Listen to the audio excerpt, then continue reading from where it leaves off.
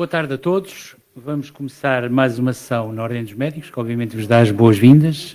Ficamos particularmente satisfeitos porque significa que este é um momento que voltamos a revitalizar este ambiente que já cá tivemos e que, entretanto, a pandemia nos fez interromper de convívio, de partilha, de cultura, de opinião. E agradeço especialmente ao Padre Miguel Cabral, de facto, por ter tido a gentileza e o interesse em fazer o lançamento deste seu livro, desta sua experiência do limite humano, que é um testemunho pessoal, e ter escolhido uma mesa que é uma mesa que ainda por cima eu conheço todos aqui presentes, experiências muito diferentes, experiências de pessoas que tiveram, uns mais que outros, fruto daquilo que são as suas especialidades, um contacto muito direto com o Covid, mas todos eles tiveram direto com o Covid. Tivemos enquanto profissionais e o autor enquanto doente. E, portanto, eu penso que esta mesa vai ser um debate particularmente interessante. É, de facto, o limite humano, e estas experiências são experiências que estão para além da emoção, para além do físico, tem muito além do espiritual que também nos une aqui em muitas destas palavras e muitas destas experiências. Sr. Padre Miguel Cabral, muito obrigado pela obra, pela presença e pela iniciativa de querer partilhar este momento connosco. E passava a palavra à Laurinda. Muito obrigada. Podemos tirar, quem fala tira a máscara, é isso? Queria agradecer, terem-me também dado aqui um papel, mas o meu papel é só passar a palavra. Queria passar a palavra à doutora Teresa Souto Moura, como sabem, é médica de medicina interna no Hospital de São José. Eu ia buscar aqui aquilo que já têm, mas é melhor só para lembrar. Medicina interna no Centro Hospitalar Universitário Lisboa Central, para falar sobre os limites do médico da linha da frente.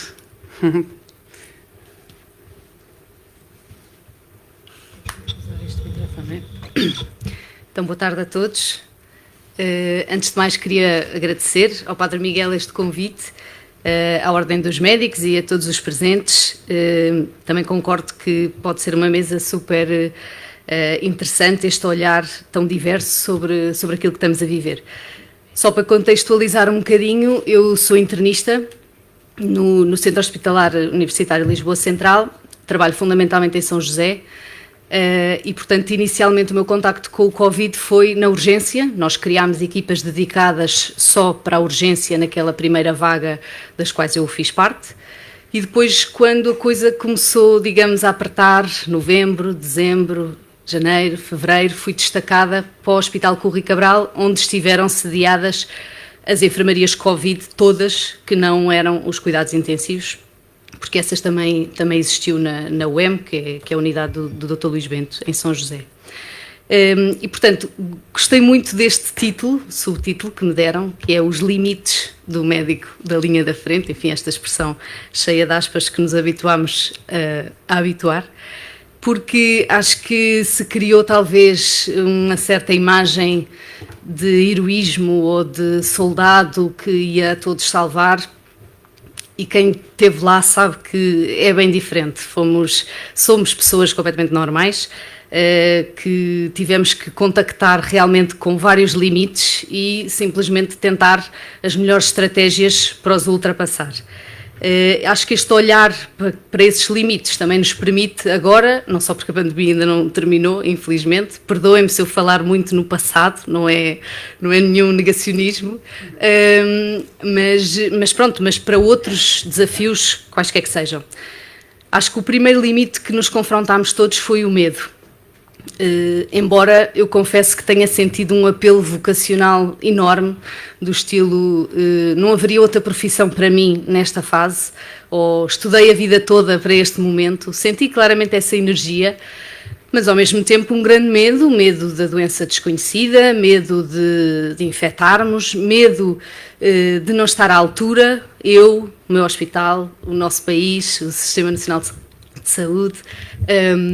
Ouvíamos muito e pensei muitas vezes, nós não somos Itália, se Itália está a passar o que está a passar, como é que isto vai ser cá? E, portanto, acho que esse medo foi talvez o primeiro limite com o qual nos tivemos que deparar.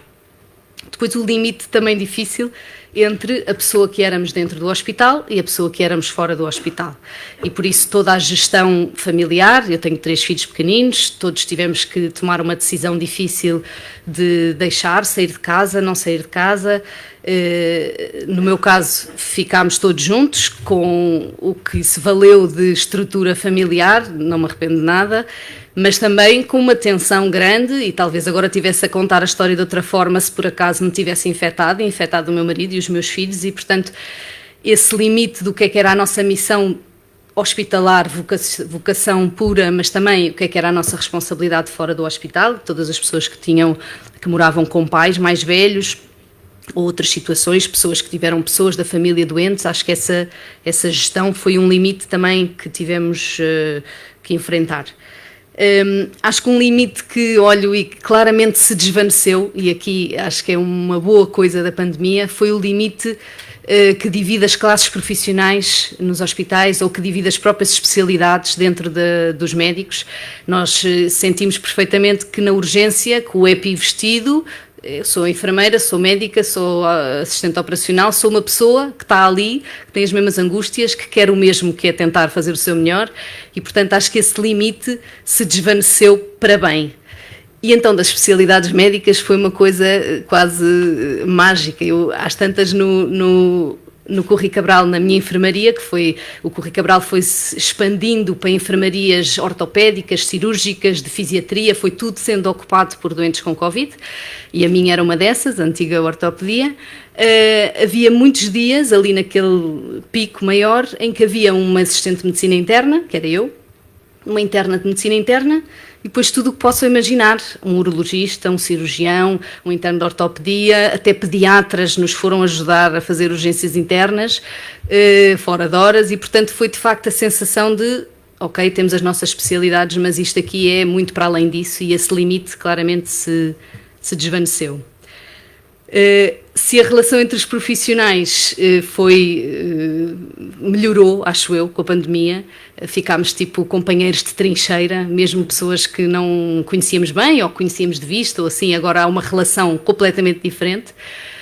Acho que a relação com o doente, essa conheceu um limite a todos os níveis, e que, apesar das ótimas estratégias que eu vi e que soube, acho que muito ainda haverá para melhorar, porque as barreiras que há, e depois o Padre Miguel há de falar disso na primeira pessoa, mas as barreiras que há ao contacto, à humanização da medicina num doente de Covid são quase inultrapassáveis. Só o facto de estarmos vestidos com aquele fato que não nos permite ver os olhos, a cara, a boca, a expressão da pessoa que nos está a tratar, é logo uma coisa horrível. Depois os quartos isolados, as pessoas sem poderem sair, sem poderem ter visitas, às vezes sem distração. Enfim, foi uma coisa que a mim me perturbou um bocado, que no meio daquilo tudo ainda íamos tentando arranjar algumas estratégias. Por exemplo, houve aquela ideia de colar as caras, fotografia com das pessoas no EPI, com o nome, para pelo menos o doente saber quem é que era aquela cara. Outra iniciativa que também houve no nosso centro hospitalar espetacular foi o projeto Mais Próximo de Ti, que é uma equipa que fez videochamadas, mas aos milhares, a todos os doentes, entre os doentes e as famílias, e conseguiram de facto aí uma proximidade fantástica. Mas pronto, mas acho que este campo da urbanização dos cuidados tem ainda muito, muito para melhorar. Depois todos sentimos o limite logístico, óbvio, não é? Faltaram coisas, faltaram camas, faltaram ventiladores, faltou oxigênio no outro hospital de Lisboa, havia um dia que não havia seringas de gasometria, daquelas que nós gostávamos, enfim, vivemos num país desenvolvido, não é? E, portanto, tivemos a sorte de poder ver tudo isso, ou quase tudo isso ultrapassado, mas acho que nos deu também uma certa sensação de isto tudo que é tão adquirido para nós é finito, tem um fim, e portanto, pelo menos a mim, ajudou-me este clique de não dar tudo por adquirido e saber também valorizar. Pois acho que tocámos os limites das nossas capacidades, e aqui em todos os campos e mais algum. Acho que tocámos o limite da nossa capacidade científica, clínica. Quantas vezes nos deparamos com não conheço esta doença, não sabemos o que é que isto vai acontecer, ou mesmo à luz do conhecimento que tínhamos, parecia que estávamos a fazer tudo certo e parece que a doença nos ultrapassava. E acho que a comunidade científica foi de uma evolução extraordinária, de repente choveram webinars, cursos, livros, artigos, parecia que estava toda a gente de facto a partilhar a sua informação, nós próprios a toda a hora nos WhatsApps a partilhar como é que farias nesta situação, tenho este doente assim, portanto a comunicação foi extraordinária, mas esse limite da ciência acho que foi muito patente para todos nós. Acho que também sentimos limitações de capacidades físicas, horas e horas no EPI, bancos mais do que o normal, urgências internas piores do que o normal, a seguir a isto tudo, ainda ir estudar, ouvir o webinar, acho que tentámos todos esticar até onde dava, mas acho que também foi importante depois perceber que essas capacidades físicas tinham um limite. E a capacidade emocional, então acho que foi se calhar aquele limite mais óbvio e mais difícil de encarar, mas acho que nunca me hei de esquecer de perceber que este equilíbrio que era necessário entre a não indiferença, mas também o distanciamento suficiente para conseguir pensar, conseguir trabalhar, foi um limite muito evidente, muito difícil. Lembro-me perfeitamente de haver dias ali nos picos, depois a pessoa parece que foi imenso tempo, e se eu for bem a ver as datas, foram uns dias, foi um curto espaço de tempo, mas foi de uma intensidade neste sentido de não conseguir desligar, de chegar a casa muito mais tarde do que era suposto, por não conseguir abandonar. Ainda fiquei a mandar mensagens à enfermeira a perguntar a saturação do senhor da cama X, quer dizer, eu percebi, até sonhei com os doentes nessas alturas, percebi que que o envolvimento emocional também tinha que ter um limite e também tinha que, a bem da sanidade de todos, também tinha que se calhar às vezes ter um travão. Depois estou quase a deixar para o fim o limite mais óbvio, que foi o limite entre a vida e a morte. Eu acho não, tenho a certeza, trabalho numa enfermaria de medicina interna, com muitas pessoas idosas, a mortalidade é uma coisa que acontece, agora aqui foi muito frequente. Naquelas alturas piores da pandemia, quase que se tornava uma coisa banal, não digo no mau sentido, mas da frequência. E depois mortes muito solitárias, mortes sem visitas, morte a nós termos que comunicar esses falecimentos. Nunca me hei de esquecer de algumas destas conversas, de entrar, uma vez entrei num quarto de uma senhora internada para dizer que o marido que estava no quarto do lado, ou da enfermaria do lado, tinha acabado de morrer. Uma filha que o pai e mãe, internados os dois na mesma enfermaria, também morreram na mesma semana. Histórias destas que todos tivemos, mas que pela quantidade acho também que, pelo menos a mim, marcaram para sempre. E vou mesmo terminar com o último limite, que acho que é o que se sente mais agora, que é o limite do ânimo e da esperança e da energia. Acho que o desgaste é evidente, não só nos médicos, mas todos os profissionais, mas no mundo inteiro, todas as pessoas. O Covid já nos está a desgastar, já ninguém quer ouvir falar de Covid.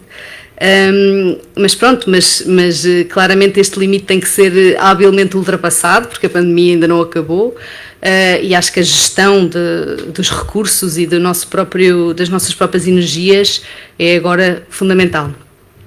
E acabo com uma citação que ouvi há pouco tempo, de Darwin, que já há não sei quantos séculos dizia que a compaixão é que salva as espécies. E eu pareceu-me que isto não se podia aplicar melhor a esta pandemia, só a nossa entreajuda, só a capacidade de nos apoiarmos e a compaixão que pudermos ter uns pelos outros é que nos vai fazer sobreviver e passar a página desta história. E pronto, muito obrigada.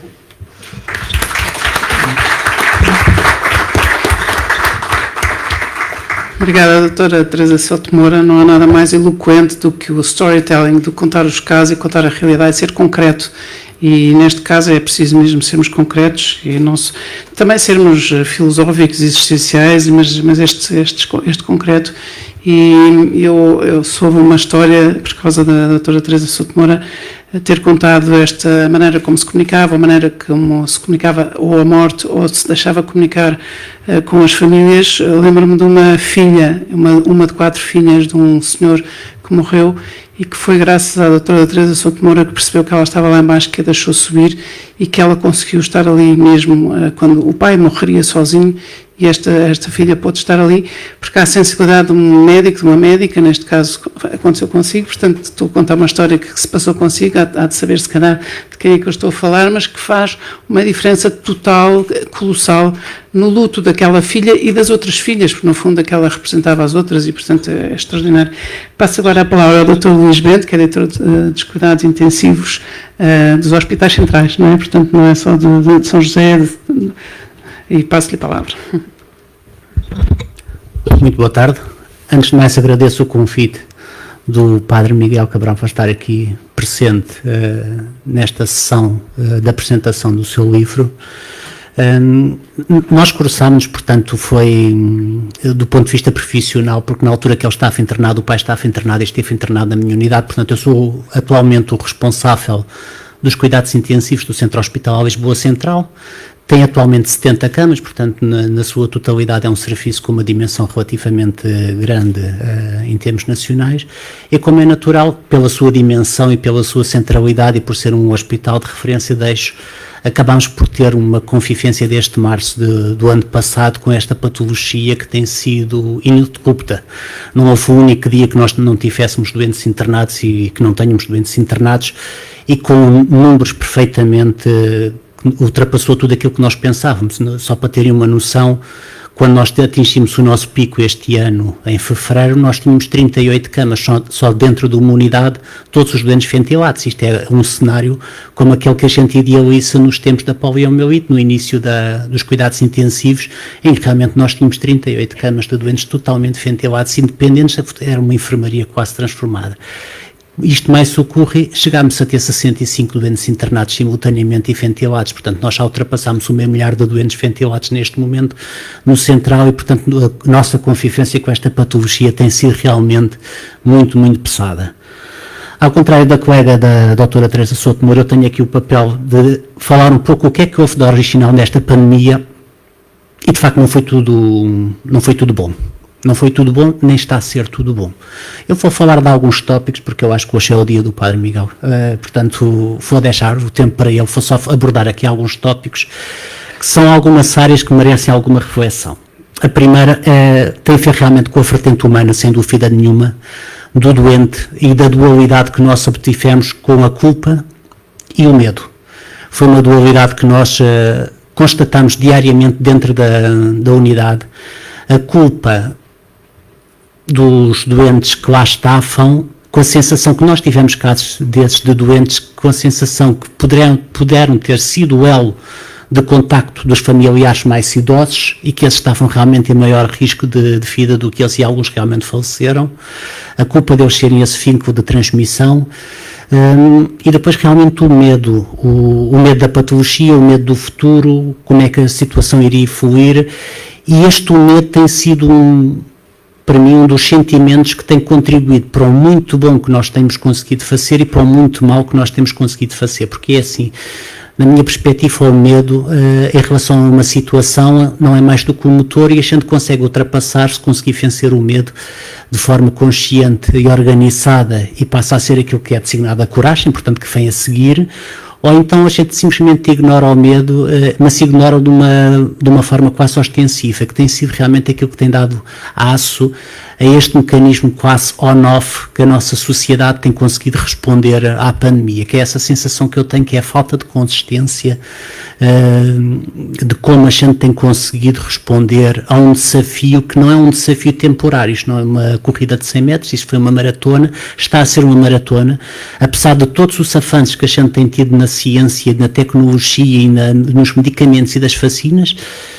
não posso deixar de pensar que esta pandemia vai durar, em princípio, tanto como a última grande pandemia da gripe espanhola, em termos de duração temporal. Portanto, por mais que a gente tenha conseguido fazer, já vamos com 1 ano e meio de pandemia e não sabemos ainda quando é que ela vai terminar. Em relação à parte da vertente humana também, há uma coisa que me tocou muito, porque infelizmente nos intensivos é uma área onde já frequentemente a morte, como a doutora Teresa Souto Moura falou, já está muito presente. Cerca de 20% dos nossos doentes morrem nos intensivos. Na parte da doença Covid em si, a percentagem andou a rondar os 30%. E, portanto, quando a gente está a falar que tratou já mais de meio milhar, a gente está a falar de mais de 100 doentes que nos faleceram nos cuidados intensivos com a pandemia Covid. Nós, desde o início, que tivemos uma estratégia um bocadinho contra aquilo que era o que nos tinha essa indicação, nós achamos que tínhamos pouco a oferecer às pessoas e o falecer, e tivemos várias pessoas que há mais de um mês que não viam os familiares por causa do isolamento. Nós cobrámos o isolamento desde o início, muito honestamente. Não, eu disse ao meu Conselho de Administração, eu escrevi-o, e nós, nas situações terminais, permitimos sempre que os familiares pudessem entrar e tivessem a partilhar os momentos finais. Eram equipados com o CPIS e ficavam a pé deles, porque eu achava que faz parte da cultura muito nacional a gente ter um ritual de despedida. E isto estava a ser tão violento para as pessoas e para os familiares que eu achei que era das poucas coisas que a gente poderia eventualmente beneficiar esse momento que marcou muitas pessoas. E depois um outro contexto também que nós em tempo de guerra quase é que verificamos isso, que é a destruturação das famílias, que é, nós muitas vezes o que nós temos com eventos adversos são eventos adversos que atingem um ou outro elemento de um agregado familiar. Quando nós estamos a falar em eventos como uma pandemia ou em eventos como é um teatro de guerra, muitas vezes são famílias inteiras que são dizimadas, e nós constatamos isso dentro dos intensivos. Nós tínhamos irmãs, irmãos, pais, filhos internados ao mesmo tempo, em que uns faleciam, os outros conseguiam sobreviver. Depois era o dilema de quando trazer a informação aos familiares, qual era o momento certo para trazer a informação aos familiares, porque se há coisa que a gente ao longo dos anos vai percebendo, a força anímica que os doentes têm é fundamental para muitas vezes conseguir ultrapassar a doença, e então uma doença destas que é tão debilitante e que nós assistimos que doentes estão internados 5, 6 meses em reabilitação, têm alta e continuam a precisar de fazer reabilitação para voltar à sua vida normal. Se a pessoa perder a força anímica, basicamente o processo está muito, muito comprometido, e portanto o timing para dizer e para informar sobre estes eventos adversos de mortes familiares, eu acho que também foi outro fator que a gente tem que ponderar muito bem e que pode ser decisivo na recuperação dos doentes. E depois o componente também que nós temos da vertente humana são dos profissionais, como é óbvio. Os próprios profissionais estavam dos dois lados, tinham todos estes sentimentos que acontecia com a população em geral, acontecia em nós enquanto seres, e depois tínhamos que lidar com isto também como profissionais. Inicialmente houve uma atitude pelo desconhecimento, uma atitude muito de isolamento e muito de força, das pessoas abordarem e enfrentarem a situação. Depois esmoreceram muito, depois faltou novamente a pandemia, faltou-se novamente a ganhar uma energia anímica muito grande, e neste momento que nós estamos ainda a discutir se estamos ou não na quarta vaga, independentemente do nome que a gente lhe chama, os números têm vindo a aumentar de forma significativa e os doentes também. O que nós notamos novamente é que a nossa percepção de todos é que acho que ninguém estava à espera que nós estivéssemos a passar novamente por este período, neste momento, no mês de junho. Nós estamos piores do que o que estávamos em março e abril do ano passado, portanto em plena pandemia, em primeira onda. Estamos francamente piores do que o que estávamos em junho do ano passado, isso sem dúvida nenhuma, e o mês de agosto, que foi um mês relativamente tranquilo, e o mês de julho, não nos parece que este ano vá ser assim. E nós notamos isso, e penso que a vacinação veio contribuir para algum alívio após logo a primeira vacinação. Ainda hoje, só como partilha, nós tivemos um estudo transversal nos intensivos para tentar, a nível nacional, para tentar perceber como é que era o estado vacinal dos doentes internados em cuidados intensivos. E é assim, a grande maioria dos doentes tiveram a primeira toma administrada e tiveram um período de contágio na primeira semana a seguir à primeira toma, portanto é isto que está-nos a passar. Depois, em relação a outra vertente que eu acho que do original que nós temos foi a ciência. Nós transformámos isto num Big Brother da ciência, num Big Brother do Sistema Nacional de Saúde, com tudo o que tem de bom e com tudo o que tem de mau. E se nós que estamos do lado da ciência e que assistimos a isso e sabemos perfeitamente que muitas vezes a evidência que nós conseguimos obter da ciência, porque os estudos randomizados basicamente começaram em 48, portanto não tem assim propriamente muito tempo, tem cerca de 50 anos de instalação, mas nós começámos a habituar muito a funcionar hoje em dia com estudos randomizados, com guidelines. Nós estávamos a lidar com uma patologia que nós desconhecíamos e desconhecemos ainda muito desta patologia, e notámos perfeitamente que grande parte das pessoas que estavam a fazer medicina já estão muito formatadas só a fazer medicina com guidelines.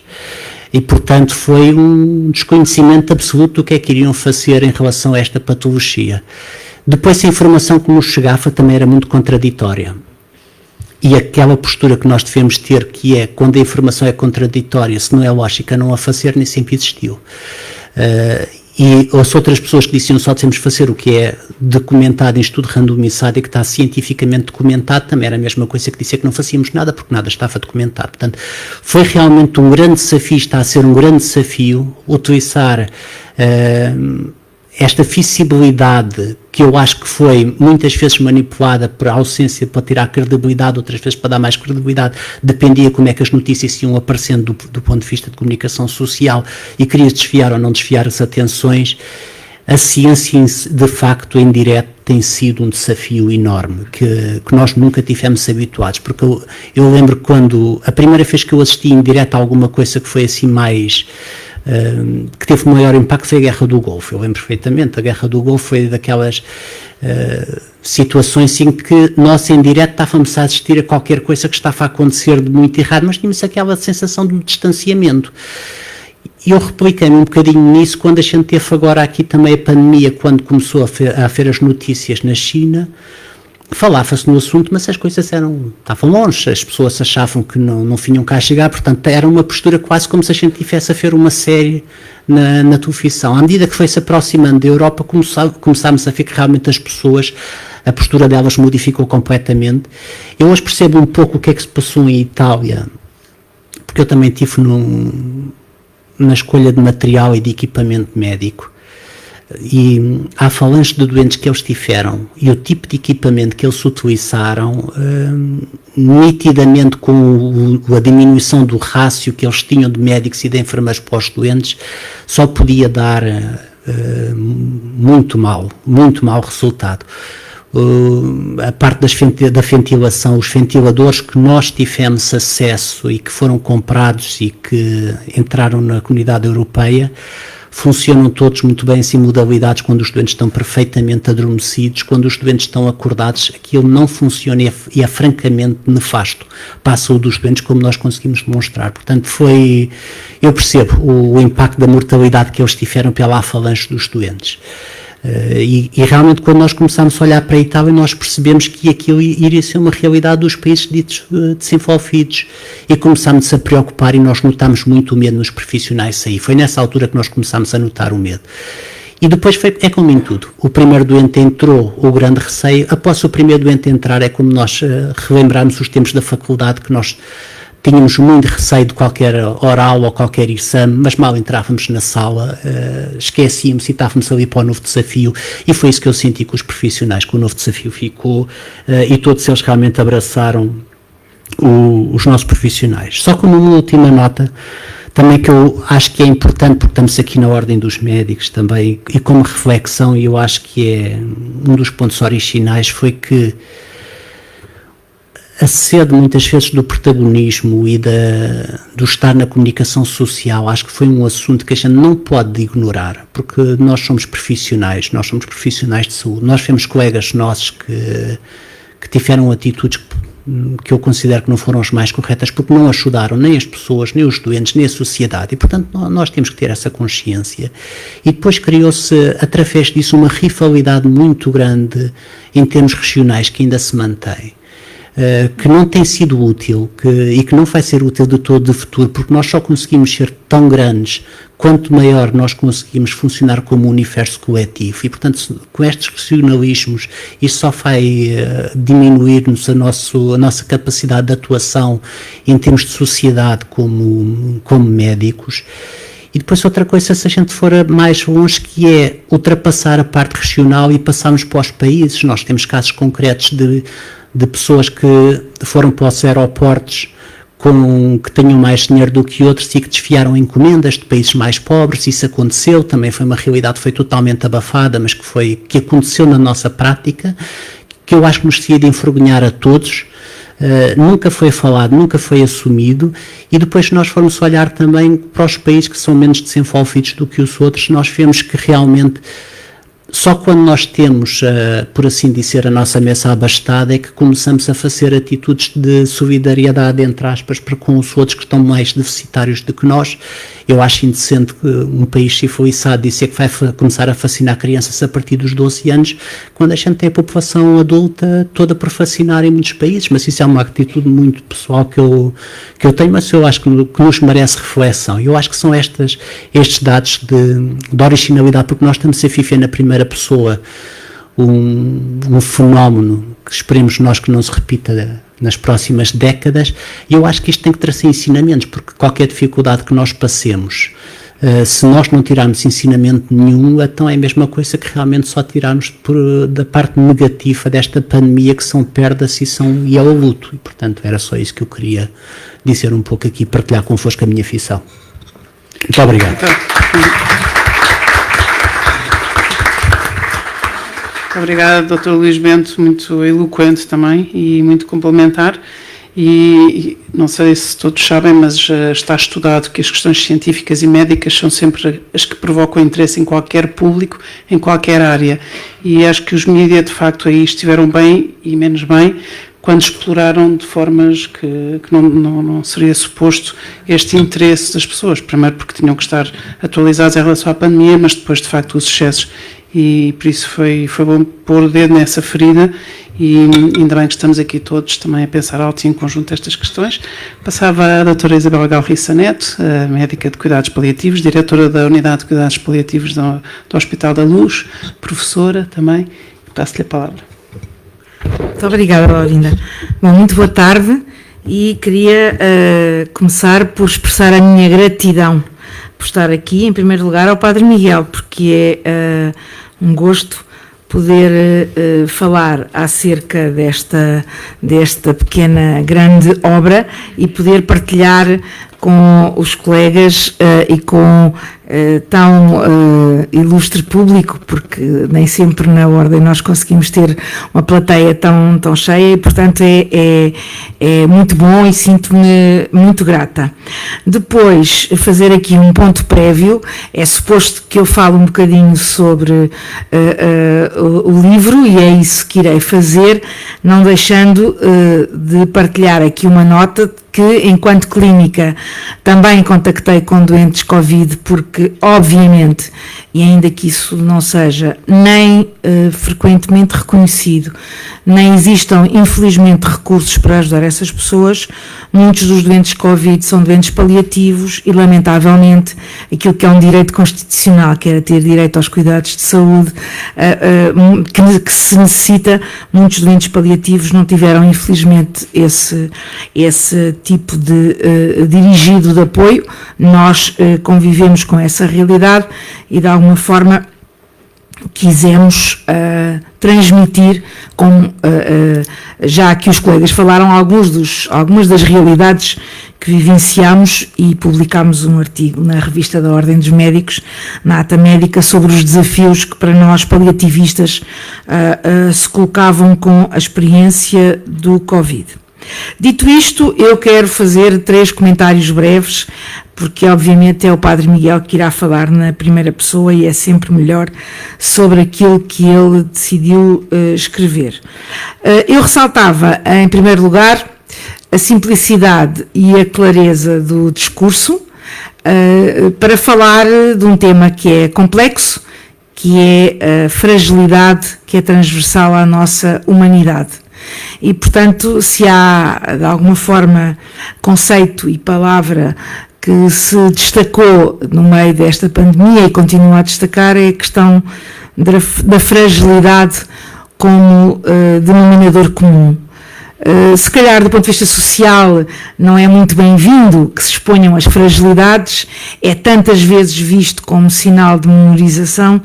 Eu, ao contrário, e enquanto médica paliativista, com os quase 30 anos de prática nesta área, continuo a dizer que convivemos com heróis, com pessoas que se superam todos os dias e, portanto, é muito corajoso e muito grandioso expor as fragilidades que são, ao fim e ao cabo, um denominador comum da nossa humanidade. E o Padre Miguel fê-lo, do meu ponto de vista, com brilhantismo, simplicidade e clareza.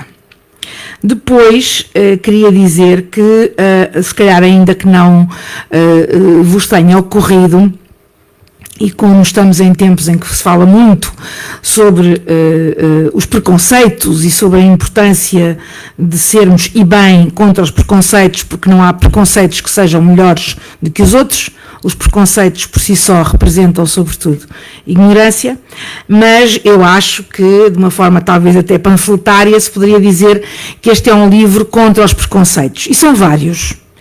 Um deles é ter a coragem, eu já disse, de falar sobre as questões da fragilidade em primeira pessoa. E, portanto, não há mal em falarmos das nossas fragilidades.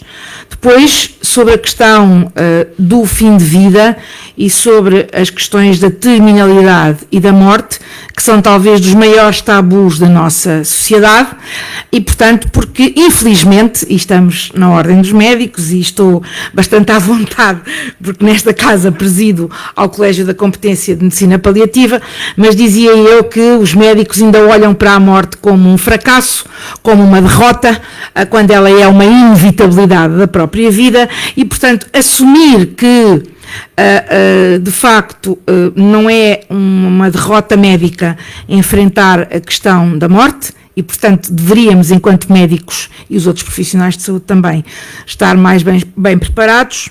É bom que se fale sobre esse preconceito, porque os cuidados paliativos ainda são vistos como um falhanço médico ou um falhanço da medicina. É falso.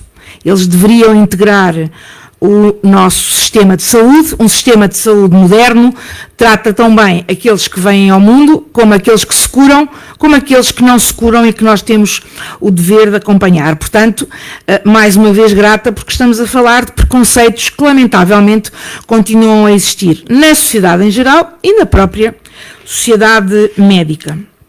Depois, outro preconceito, que é o preconceito antirreligioso. E, portanto, em relação à religião, há esta questão de minoridade que tantas vezes querem colocar àqueles que são religiosos ou àqueles que eventualmente estão ao lado dos que têm fé.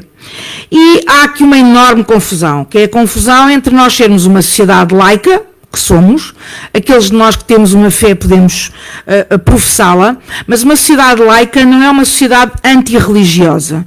E, lamentavelmente, na nossa sociedade tem-se reiteradamente desenvolvido esta ideia do religioso como atávico, do religioso como atrasado, do religioso como menor. E, portanto, eu considero que alguém que também é capaz de falar da fé e dizer que a fé iluminou a sua experiência, também vem combater este outro preconceito. E, portanto, deixar bem claro, e falando na minha condição de crente, e mais na condição de crente que nunca escondeu publicamente que o é, que é importante que mais pessoas não tenham este receio. Porque, de facto, não nos encostem à menorização, não nos encostem aos atávicos, que, sem qualquer tipo de soberba, nós não somos. E, portanto, eu chamo a atenção para este preconceito e é bom que daqui tenha saído também isso. E, por último, e a Laurinda fez o favor de dizer que eu que sou docente, de facto sou também há muitos anos, e graças a Deus não, para mim, são indissociáveis as condições de docente e de clínica, e queria agradecer ao Padre Miguel porque isto é aquilo que nós naquilo que se convenciona chamar as Medical Humanities, nós chamamos de narrativas doentes. Nós temos poucas narrativas doentes na área do fim de vida e dos paliativos. Temos, de facto, relatos de doentes na primeira pessoa que têm uma utilidade, para além da beleza, não falo desses aspectos, mas têm uma utilidade extrema, que é o facto de a nós, cuidadores, sanadores, curadores, o que quiserem chamar, estarmos mais próximos da realidade daqueles que tratamos para os podermos tratar melhor, porque é essa a nossa missão. E, portanto, para os servirmos, e tratamos sempre, quando curamos e quando não curamos. Lamentavelmente, existe, lá está, esta ideia de que no fim de vida nós não tratamos as pessoas. Tratamos sim, tratamos com outro objetivo, que não é o da cura, mas é o da maximização da qualidade de vida, da dignidade, da sua autonomia, e isso sim é aquilo que as ajuda a viver sem sermos executores da morte de ninguém.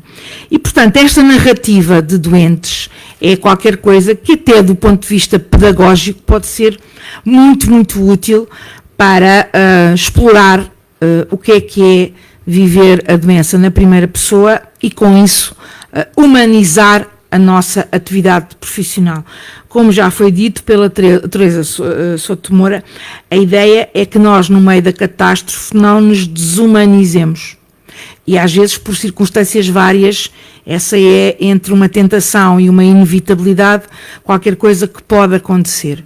Estarmos mais próximo daqueles que tratamos, por todas as razões e mais algumas, dá mais sentido àquilo que possa ser a nossa atividade científica, a nossa ação compassiva e aquilo que temos, obviamente, a obrigação de fazer, que é defender a qualidade da vida dos nossos pacientes e trazer-lhe mais dignidade.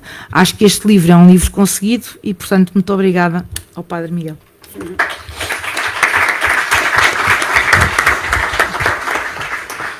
A doutora Isabel Galriça Neto, de facto, tem um tesouro aqui para os seus alunos e nós olhamos para este livro e aquela expressão que nós usamos, que é um pequeno, grande qualquer coisa. Este é verdadeiramente um pequeno, grande livro.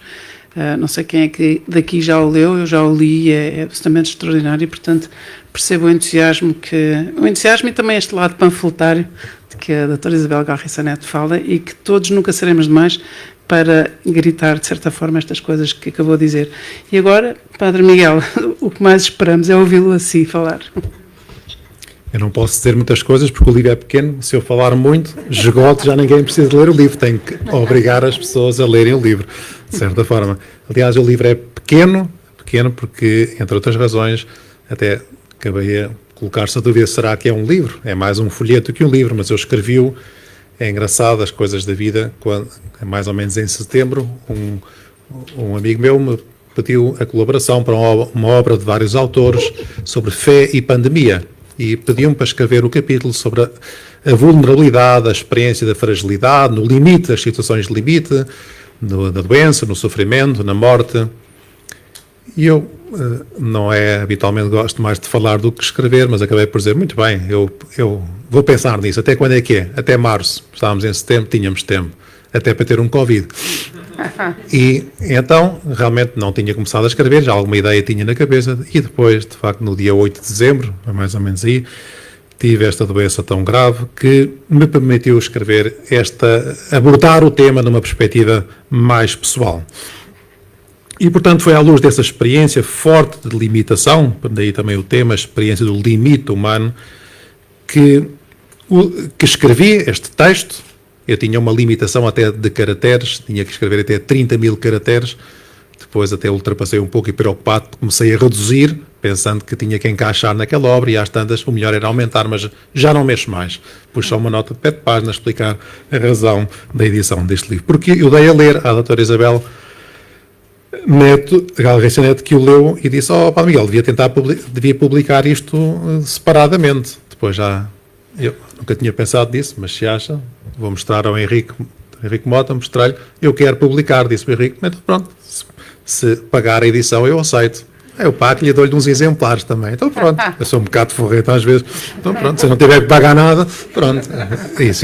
E foi assim que o livro arrancou.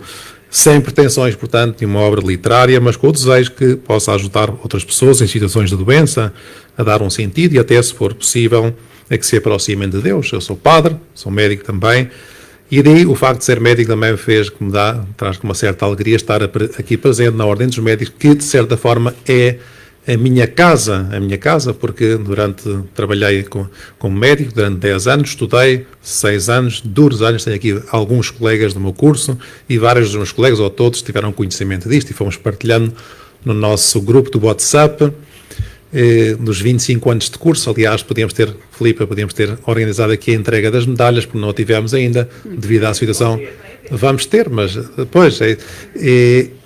E realmente, e até foi através do grupo do WhatsApp, do nosso curso, que eu soube que o meu pai estava em coma também. Quando eu acordei do coma, porque ali descaíram-se um bocado e começaram a ter conversas, não tinham ter tido. E que tal é que está o pai do Miguel? Às tantas começo a ler aquilo quando acordei, mas o que é que se passa aqui com o meu pai?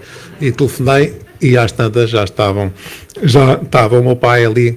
Chegou a tarde numa situação em que o Dr. Luís Bento chegou a dizer que a família podia vir se despedir do pai, porque esteve mesmo mal. Eu não podia, porque estava internado no hospital, mas, portanto, foi realmente uma situação complicada. Foi um ano difícil na nossa família, mais com um sobrinho também que está a fazer quimioterapia, etc. E a minha avó, que morreu, e eu acho que foi nesse dia, quando ela morreu, em dezembro, que eu penso que deve ter sido infectado pelo Covid. Foi ali mesmo antes, mas tinha que celebrar esse. E, aliás, ameacei de morte, disse nessa missa de funeral, disse que é bom que se convertam todos, salvo seja, porque senão qualquer dia estarei eu aqui, no dia do vosso enterro, para vos dizer umas palavras menos agradáveis. E pronto, tremei-me. Fui eu atingido, só para não ameaçar. E, portanto, agradeço à Ordem dos Médicos, na pessoa do Dr. Alexandre Lourenço, que eu conheci, já há muitos anos não nos vemos, jogámos futebol muitas vezes juntos. Eu marcava mais golos que o Dr. Alexandre, penso eu, mas sempre gostei muito de jogar futebol. Defendia mais, era treinador, é mais velho. E também o Dr. Jorge Peneda, quem nos conhecemos aqui há tempos, numa reunião da Associação dos Médicos Católicos, com quem eu estive, e aqui há uns anos, e com o Sr. Bastonário também. E... pois esta experiência que eu tive não foi fácil, mas também não recordo esses tempos difíceis como uma experiência traumática de maneira nenhuma. Não foi. Diria até que, do ponto de vista pessoal, me enriqueceu, sem dúvida nenhuma. Até me fez assim mais conhecida. Tinha alguns complexos não ser assim tão conhecida. Então arranjei uma doença difícil. Vamos buscar até uma doença para ver se me conhecem mais pessoas. Não foi isso, mas que agora sei mais, que conheço melhor os hospitais por dentro também, porque lá estive 5 semanas no hospital. Até conheci 2 hospitais, porque, como depois podem ler aqui, eu estive primeiro no Hospital de Santa Maria, no hospital onde estudei, também 6 anos, e depois fui para casa, melhorei, e depois, quando a situação se agravou, e eu estava a ser seguido para outra situação no Hospital da Luz, fui parar ao Hospital da Luz. E onde estive primeiro no Covidário, há algum tempo. É engraçado que eu não me recordo praticamente nada desse período, não me recordo. Depois fui para os cuidados intensivos, onde estive 10 dias ventilado, e no dia de Natal penso que estive quase ali, acho que cheguei a ter uma conversa, mas eu não me lembro bem, com o São Pedro, e ele disse: olha, não chegou, não está, volta para baixo, tens lá mais umas coisas a fazer. Mas aquilo teve mesmo, vai, não vai, segundo me disseram vários dos colegas médicos, disseram isso. E depois, quando tive alta, até me recordo um episódio engraçado, que quando tive alta, quando fui extubado, também bastante agitado ainda. É um aspecto que depois, no período de debate, também, que eu penso que se pode fazer algumas perguntas, sobretudo, ter alguma curiosidade de fazer algumas perguntas ao Dr. Luís Bento, porque aquilo que mais me custou de tudo isto foram os pesadelos horríveis que eu tive. Eu pensava que o estar em coma, no fundo, era um sono profundo, ótimo, não, nada de especial, mas eu recordo esse período. Eu acordei, eu não conseguia levantar a mão nem sequer para me pentear. Chegou a passar pela cabeça rapar o cabelo, assim não tinha essa dificuldade. Tinham que lavar os dentes, tinham que fazer tudo. Eu não conseguia nem fazer isto, custava-me tudo. Mas o pesadelo foi aquilo que mais me custou, tanto que é assim, que eu não sei se está aqui a minha irmã Teresa, a Teresinha, não, se calhar faltou, mas já lhe... acho bem que tenhas vindo. A Teresinha, que ela não me quis, foste a última a chegar. Vergonha. Mais discreta, É logo. Mas depois eu também sei perdoar.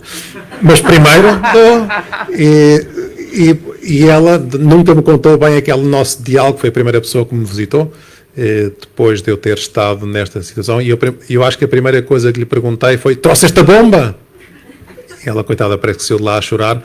Saiu depois de bomba que eu lhe pedi, porque era a bomba para arrebentar com aquela coisa, porque eu pensava que estava internado num sítio onde me sequestraram, tinha uma fachada do hospital, e por dentro era uma máfia de bandidos que me tinham raptado.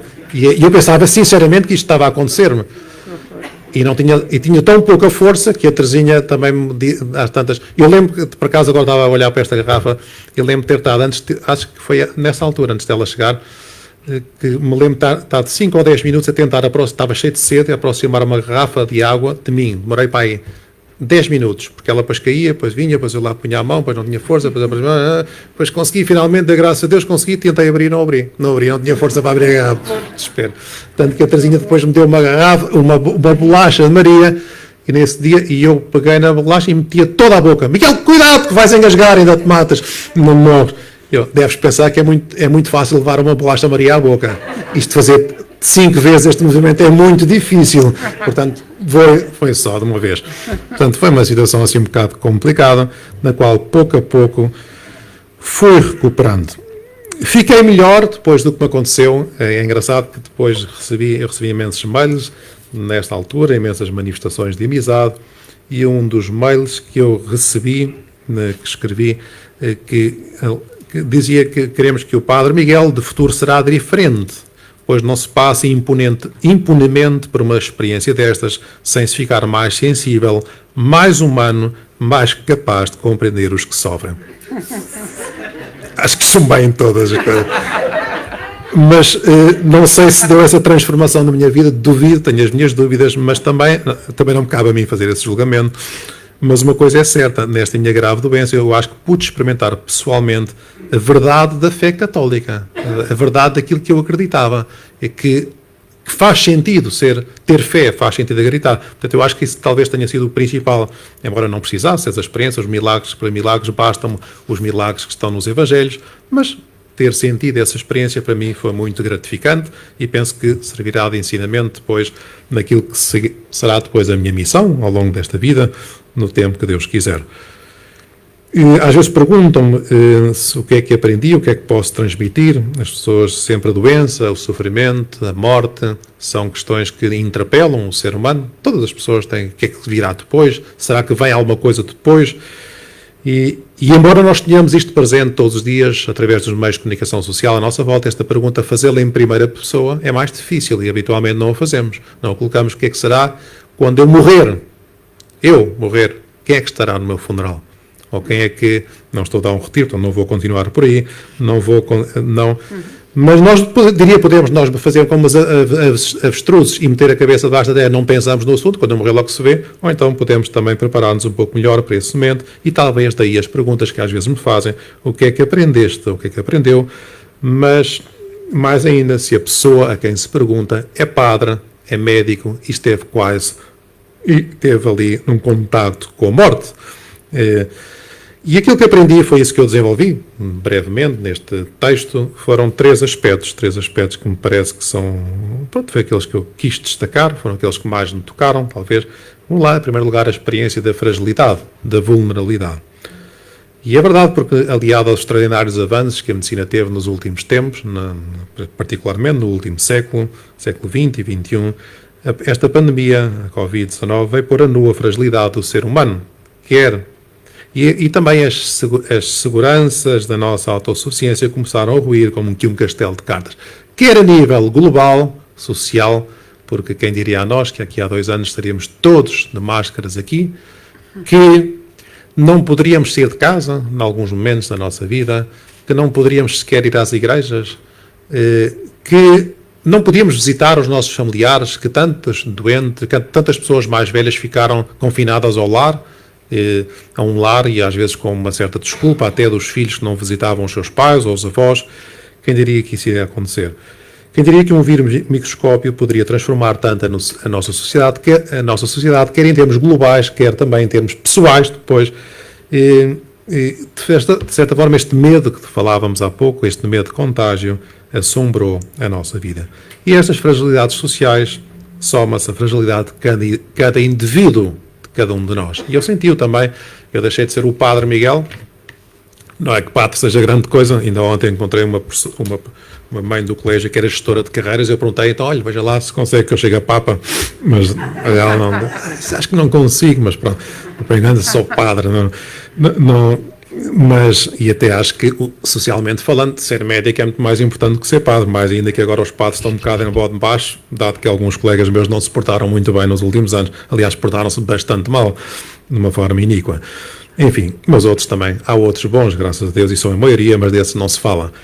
Mas sentir essa fragilidade pessoal a nível, por exemplo, da fraqueza muscular, que sentia enorme, extrema, ao ponto de não conseguia fazer as coisas sozinho, as tarefas mínimas, dependência totalmente da ajuda dos outros, os pesadelos que tinha, que não podia controlar também, do qual não me deixou nenhum trauma. Isso não tenho nenhum trauma, mas de vez em quando, no outro dia passei ali em Caxias, zona de Caxias, onde me tiveram a afogar, onde foi um dos pesadelos que tinha, estavam-me a afogar ali em Caxias, uma coisa horrível, uma coisa que me esganavam lá ao fundo do mar, e depois passei ao pé de uma casa onde estavam a operar, a fazer uma coisa qualquer, era ali, tipo estes déjà vu que eu tive, coisa estranha. Pronto, achei. Mas pronto, vi esta fragilidade que até se manifestava depois também nas pequeninas coisas, quer dizer, de ser o Padre Miguel para passar a ser no hospital. E isso eu acho que tem alguma gravidade também, porque manifesta, não por mim, como é evidente, mas também a fragilidade da nossa sociedade. Passei de Padre Miguel ao Senhor Miguel, coisa que já o meu avô uma vez me tinha dito, o meu avô que foi professor na Faculdade de Medicina de Lisboa, era professor de obstetrícia, que era o professor, o doutor Castro Caldas, e passou a ser o Senhor António. E ele não dizia isto porque sentava, o meu avô era humilde, era uma pessoa muito boa, mas não está certo, eu acho que não está certo. Acho que se deve perguntar, olha, pelo menos como é que gostava de ser tratado. Eu acho que isto temos alguma coisa também a ensinar nas faculdades, porque neste aspecto também uma pessoa já não basta estar de pijama, às vezes com barba por fazer, já não se consegue mexer. Eu não me lembro dos primeiros dias que era peixe quase todos os dias, não é? Que eu não gosto, mas com uma velhinha a morrer ao meu lado, ela ainda de uma enfermaria mista, não era mística. Tinha uma velhinha ao meu lado a morrer, um barulho entre mais uma gordíssima à minha frente, que barrava quando lhe picavam, e com música de vez em quando, durante o dia, música da pesada, que se ouvia pela instalação sonora da enfermaria de Santa Maria, e que eu pedia, não sei se uma enfermeira, se uma auxiliar, se me podiam baixar a música, porque fazia imenso barulho, e ela respondeu-me, é que nós trabalhamos melhor assim. Eu calei-me, não se fosse que ali me fizessem também a eutanásia, porque isso ainda é pior, quando chegámos à eutanásia, não é? Primeiro aspecto, a fragilidade. Segundo aspecto, a importância dos outros, da família, da amizade, da doença.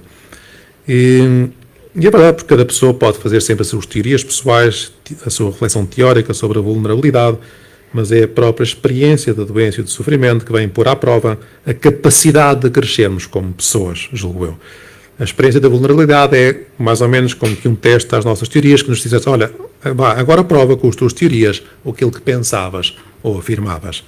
Mas como não há o eu sem o tu, e nós vivemos em sociedade, uma pessoa sozinha não existe, nem sequer chegaria a reconhecer a si mesma, sem a tal intersubjetividade, porque vivemos numa sociedade. Não é o itinerário da doença um caminho solitário, ninguém pode ficar, ou não, ninguém deve ser abandonado à sua aflição. E por isso foi tão bom, de certa forma, como eu notei, eu mais ou menos pude reconstituir algumas fases da minha doença antes, quando fui de casa para o hospital e passei desde o dia 16 até o dia 22 sentado ventilado. Eu não me lembro de nada. Aliás, eu depois quando voltei para o covidário, algumas enfermeiras, então como é que está? Que bom, passou, que coragem, que bom que fez isso, é corajoso. Eu não fiz nada de especial, deixei-me ir, que os médicos me tratassem, mas desculpa, eu não conheço lado nenhum, não sei porque é que está. Então, mas esteve aqui 6 dias connosco. Olha, não me lembro, peço imensa desculpa, mas não me lembro nada disto. Lembro depois de estar aí nesse covidário, essa fragilidade, de um dia que a campainha de chamar aos enfermeiros estava avariada e eu tinha acabado de almoçar sentado no cadeirão, estava a meio metro da distância da minha cama, já me doía tudo, porque eu nunca pensei que estar bem sentado num bom Maple, num hospital, é muito cómodo durante 10 minutos. Eu estava ali há 2 horas, a campainha avariou e eu queria passar do cadeirão para a cama, era meio metro de distância, e eu não conseguia fazê-lo durante meia hora. Por acaso telefonou-me o administrador do hospital que eu conhecia, perguntar como é que eu estava, e eu disse, olha, se não me tratarem já disto, eu rebento com o hospital agora mesmo. Aquilo que eu não fiz no primeiro dia. E eu, mas o que é que se passa, Miguel? Olha, passa-se isto, trata de lá da área, que já não é isto, não é inconcebível. Ainda por cima, e eu disse-lhe, estava engraçado, estas pormenores não nos damos conta, na luz tinha assim uma pintura abstrata com bonecos assim estranhos, com os cavalos marinhos, umas coisas esquisitas. E eu disse, eu acho que estas coisas foi o que eu vi antes de ir para ser entubado, e os meus sonhos têm alguma coisa que tem que ver com o que eu estou aqui a ver. Então vocês mudem as pinturas, mudem coisas mais alegres, pelo menos quando vão para coma que não tenhamos coisas tão desagradáveis como aconteceu. Porque, pronto, enfim. Mas a importância dos outros eu senti quando comecei a escrever, quando uma vez, eu lembro de tentar escrever uma mensagem que eu escrevo agora em 30 segundos, demorei 30 minutos a escrever. Ui, está difícil. Então comecei a gravar mensagens. Quando eu descarreguei isto, estavam mesmo centenas e centenas de mensagens de pessoas amigas, e essas mensagens que dizia, olha, alguém que isto é difícil, mas também não estava muito preocupado. Graças a Deus, não, acho que é a fortaleza emprestada por Deus, não sofri muito, não pensei muito nisso, e não estou a fazer de valente, acho que foi o que aconteceu, mas dizia, olha, não conseguia comer nada, não percebo porque é que me trazem uns pratos enormes aqui, que até não consigo comer nada, ainda se me trouxessem um gelado Santini, e no dia a seguir apareceu um gelado Santini no almoço e no jantar também, graças à doutora Maria da Neto, está lá em cima, à doutora Isabel Neto, aos médicos católicos que ouviram isto, e esse gelado que depois durou para os dias seguintes e que era a minha consolação durante aqueles dias que eu estava na enfermaria e não podia satisfazer o meu apetite com o peixe que lá aparecia. E é verdade, eu dizia isto, é verdade que as profissões da área da saúde têm potencialidade de serem mais humanizantes e humanizadoras, sem dúvida nenhuma, e também por isso talvez eu tenha escolhido, aliás, desde os meus 10 anos que eu escrevi numa redação na escola. A mãe uma vez deu-me essa redação, deve estar perdida, não sei, eu não tenho, não sei onde é que ela está, mas escrevi que eu queria ser médico, nunca disse que queria ser padre, e se tivesse dito aos 15 anos, eu teria dito, eu não quero ser padre. Pronto. Agora, aos 50, que fiz 50 na semana passada, podia dizer, eu quero ser bispo. Não, quero ser padre só. Dizem que agora os bispos, aquele pagajado que têm, já não é para conduzirem as ovelhas, mas de defenderem das outras pessoas. Portanto, eu não quero. Estou muito bem assim. Mas, se é verdade que as áreas das profissões na área da saúde têm esse caráter, potencialidade de serem mais humanizadores, mais humanizantes, mas também o que é certo é que uma das mais sérias imputações que se pode fazer à sociedade moderna é que as pessoas estão mais egoístas, mais individualistas, menos solidárias, e isto também se verifica na área da medicina, e por isso muitas vezes também sucede que os doentes são um pouco abandonados pelos próprios médicos. Eu, agora lembrei-me, não tinha pensado nisto, eu tenho aqui coisas escritas, mas não estou a ler praticamente, porque eu tirei isto do livro, mas lembrei-me um dos pesadelos, eu tive 4 pesadelos mais recorrentes, mas lembrei-me de um deles que era 2 auxiliares ou enfermeiras irritantes ao máximo, mas que, se eu os visse na rua esganavas, mas eu não ouvi porque não me lembro, que passavam à minha frente na enfermaria e olhavam muito direitinhas em frente e não olhavam para mim, só para eu não poder pedir auxílio. E eu acho que se calhar isso até aconteceu, não é? Porque quando a pessoa está doente, está ali presa, não se consegue mexer, e as pessoas às vezes, há pessoas ótimas, eu conheci pessoas espetaculares, extraordinárias do hospital, não só aquelas que me deram um Santini, mas também outras, mas há outras que também olham em frente para que não nos chamem. Isso é um dos pesadelos que eu tinha. Havia uma pessoa tão simpática no seu serviço, que era a senhora auxiliar Margarida, que gostou tanto de mim, acho eu, que ela todos os dias ia lá pedir a bênção para, seu padre, dê-me a bênção. O problema é que começou a aparecer às 7 da manhã, dona Margarida, aparece às 10 que eu tenho que dormir, senhora. Proibia de entrar no meu quarto. Mas pronto, entretanto aparecia para eu dar a bênção, com a bênção, menos bênçãos e mais dormir. Já estava farto da senhora, mas pronto, ficámos muito amigos.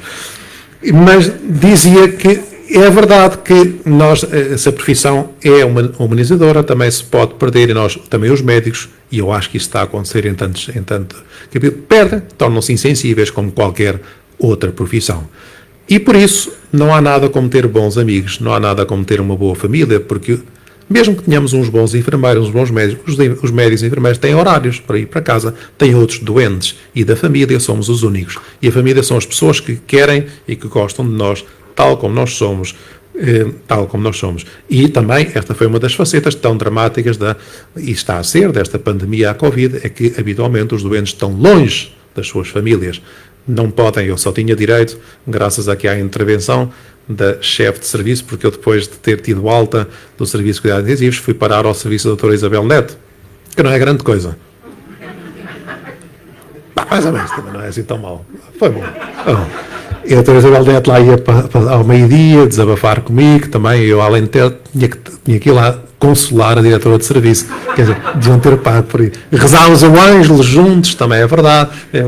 Foi uma consolação. É verdade, mas os diretores de serviço, naquela altura, tinham que ser consolados, sem dúvida nenhuma. E ela dizia mais vezes, Padre Miguel, tem que refletir nisto. Tá? Deixa-me lá em paz a refletir nestas coisas, penso disto, penso mais... lá de histórias, mas eu dizia que sim, pronto, tá bem. Mas reflita, porque isto é uma coisa importante. Mas depois eu comecei a refletir e comecei a escrever, depois até segui. Eu não gosto é que me mandem, mas os conselhos vão entrando. Mas pronto, e além disso, depois, mas mesmo assim consegui ter visitas todos os dias ao princípio, não foi? Graças a um especial privilégio, 15 minutos. Mesmo assim, uma vez a minha irmã expulsou a minha irmã. Não foi a doutora Isabel, mandou uma enfermeira expulsar a minha irmã. Pronto. Aconteceu isto.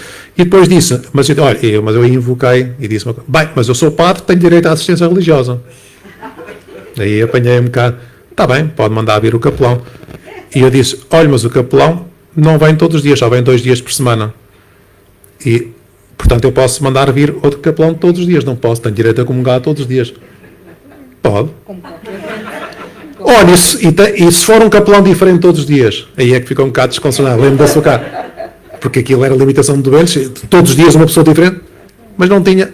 Pode. Então, todos os dias eu tinha um padre amigo, graças a Deus tenho muitos amigos padres, diferentes que me iam visitar, que me iam dar a Nosso Senhor e com quem podia falar e conversar, além das visitas que vinham de vez em quando, só o meu pai que não pôde vir, por motivos óbvios, que estava internado. E depois tantos amigos que escreveram, telefonaram, mandaram para lá coisas, pronto, imensas coisas.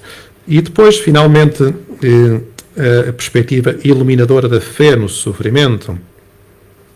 Na minha doença, de facto, recordo-me quando comecei a ficar pior, recordo-me mais ou menos, e depois eu tive que reconstituir, mas quando comecei a ficar pior, disse, tragam aí o crucifixo da minha mesinha cabeceira e a Nossa Senhora que eu tenho sempre no meu quarto, que aqui para a minha mesinha cabeceira, porque quero tê-las aqui ao meu lado, que isto está a começar a dar para o torto. E, portanto, de facto, lá estava, e até achei muita graça, porque já contei isto noutra assembleia, que foi giro, porque foi há cerca de 1 mês e meio, fui a uma consulta no hospital, e aproveitei, como era mesmo em frente dos cuidados intensivos, vou ver se encontrava a única médica que eu me recordo lá. Já agradeci a um médico, que era o Dr. Messias, que era o diretor de serviço, e que a primeira vez que veio ter comigo, disse, eu sou como... Eu também sou, dizia-me ele, eu sou médico e sou o Messias. Eu sou padre, é médico e é padre. Eu estava tão baralhado naquela altura, mas também é padre? Não sou padre, dizia-me ele. Mas eu sou o Messias. Eu estava assim meio baralhado. E depois pensei que ele estava ali com muita amabilidade. E estava também, sem dúvida nenhuma, mas o que ele queria pôr-me ali a andar, porque estava com um fluxo interminável de doentes e, portanto, queria pôr-me ali a andar. Auscultou, viu que estava bom, e nessa mesma noite percebi que, antes do tempo, me tiraram tudo e me puseram no Covidário. Eu fui para o Covidário. Eu fui lá a esse serviço e abri uma porta a uma senhora, e eu toquei a porta, fui lá e disse, olha, eu sou Miguel Cabral, estive aqui internado, tinha muito gosto em falar com a médica, não sei se está, vou ver, mas acho que não está. E disse, mas agora não sei se, mas eu estou a conhecê-lo. Era uma senhora assim com várias tatuagens engraçadas, e eu meti conversa, como eu costumo fazer sempre, e falar de Deus, essas coisas, gosto, no fundo, de falar. E às tantas ela disse, mas é o Padre Miguel, que esteve aqui internado. Sou. Então tivemos uma conversa engraçada. Olha, sabe, quando estava muito mal, daquele período em que eu tive muito mal, tive ali de um pneumotório, pneumoniastino muito graves, muito extensos, e eu peguei na sua Nossa Senhora, que tinha lá no seu quarto, e pulei em cima do ventilador, olhar para si, para ver se tomava conta de si. E eu fiquei a saber uma história que nunca me tinha passado e que, se não fosse aquele encontro fortuito, providencial, jamais teria tido conhecimento. E ela não pareceu, até pelo que disse, assim, super crente. Eu disse que usava por ela agradeceu, mas achei engraçado estas coisas.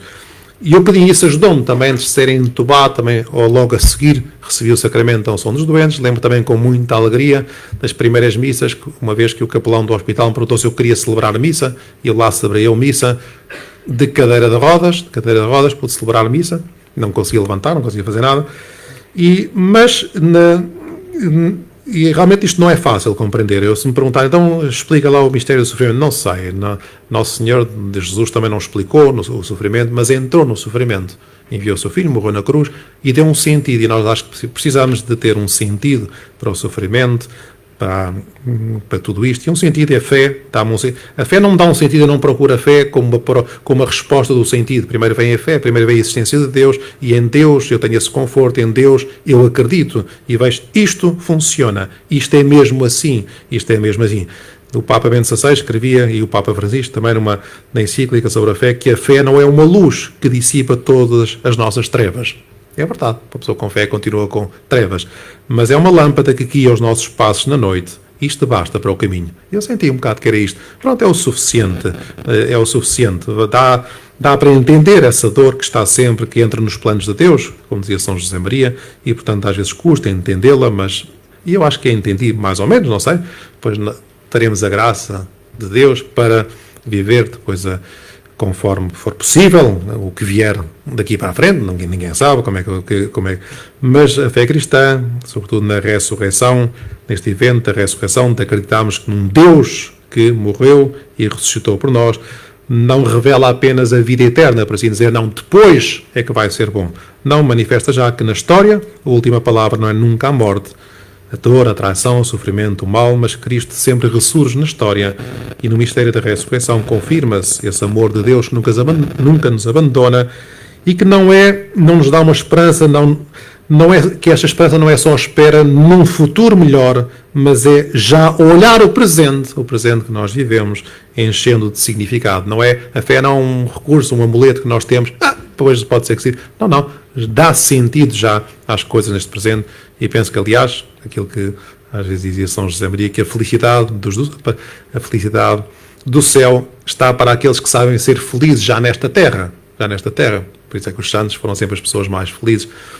E pronto, eu acho que já falei imenso, desculpem, mas acho que cabia-me a mim falar assim um pouco mais.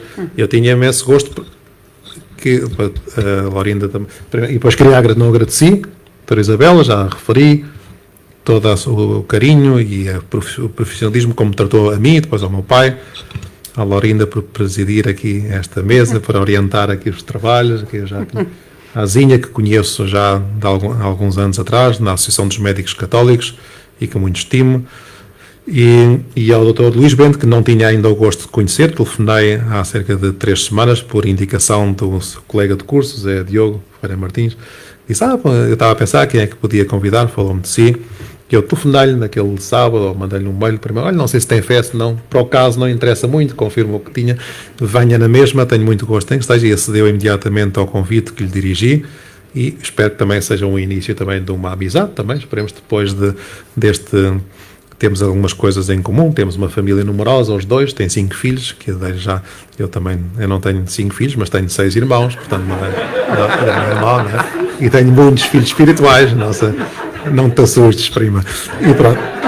E pronto, esperemos que este livro possa ser assim um contributo para as pessoas que passem uma fase difícil nas suas vidas. Pelo menos a leitura não será difícil, é um livro pequenino, pelo menos assim é fácil de ler, não é assim muito difícil de ler. E essas perguntas, uma das perguntas que eu tenho, não estou a lançar já, mas que eu tenho é porque é que não se tem mais em consideração, porque penso que não se tem assim tanto, depois das conversas que tive também com os outros médicos, que é a possibilidade deste sofrimento que advém dos pesadelos horríveis que vários doentes de Covid têm relatado, Covid e se calhar de outro tipo de ventilações que têm tido. Então, fica já essa pergunta para o doutor.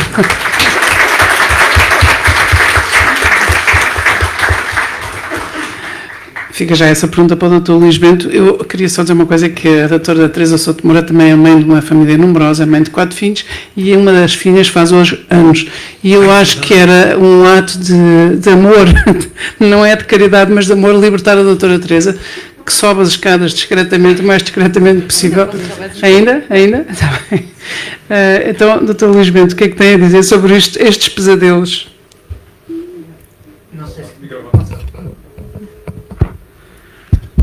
Sim, em relação a isso dos pesadelos, o que nós temos notado o que nós temos notado nestes doentes Covid em si é eles têm alterações neurológicas numa percentagem muito superior a outro tipo de doentes, nomeadamente com patologias virais. Portanto, de alguma forma, o SARS-CoV-2 tem um neurotropismo importante. Nós, inclusivamente, fizemos algumas punções lumbares aos doentes, isto depois, para chegar já à parte, fizemos algumas punções lumbares aos doentes e, apesar de não estar, do ponto de vista médico validado, o isolamento do SARS-CoV no líquor, porque a técnica não está aferida para isso, em alguns doentes realmente vieram positivos, portanto, nitidamente quadros de encefalite.